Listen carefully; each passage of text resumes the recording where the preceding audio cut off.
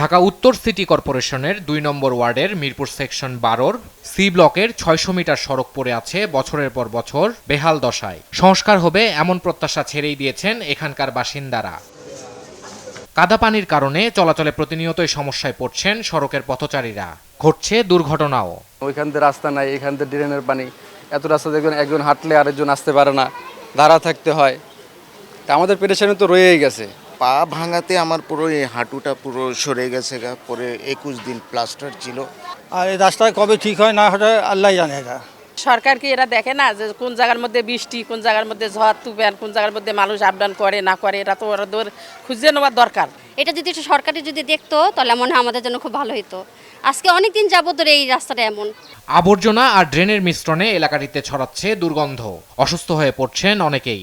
কারো কারো দেখা দিচ্ছে চর্মরোগ। যত চেষ্টা করি গন্ধকে আমি নাক দিয়ে এড়াতে পারবো, বাতাসে তো মিশে যাচ্ছে, উপরে থাকতে পারি না, প্রচুর গন্ধে মাঝে মাঝে বুকি ব্যথা ওঠে। এদিকে যখন বৃষ্টিপাত হয় তখন আরও ভরে যায়, এদিকে রাস্তা কাদা উঠে পুরো অবস্থা খারাপ হয়ে থাকে। এই রাস্তাগুলো এদিক দিয়ে ব্লক হয়ে থাকে, আমাদের অনেক কষ্ট করে পিছন দিয়ে ঘুরে অনেক রাস্তা ঘুরে যাইতে হয়। এমন পচা দুর্গন্ধযুক্ত পানিতে জন্ম নিচ্ছে মশা মাছি সহ বিভিন্ন ধরনের পোকামাকড়। চুলকানি দেখেন, এই যে চুলকানি, হাতের কি অবস্থা, এইভাবে চলতে হইতেছে।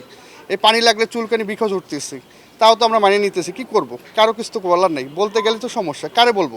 চলাচল করা যায় না, আসা যাওয়া করতে অনেক সমস্যা। এই মশার কারণে অনেক দুর্ভোগ সৃষ্টি হচ্ছে। মতন এই রোডে তো ওষুধ আসে না, ওষুধ এই রোডে আসে না, এবং ময়লা এখন তো বৃষ্টি নেই, তাতে এই অবস্থা।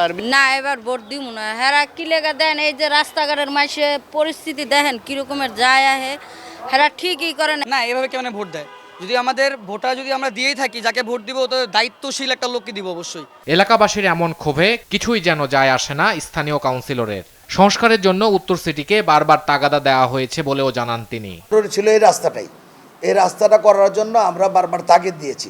আমি গতকালকে আমাদের বোর্ডসভা ছিল, গতকালকে বোর্ডসভায় মেয়র মহোদয়কে, চিফ ইঞ্জিনিয়ারকে, একজনকে, সবাইকে বলছি।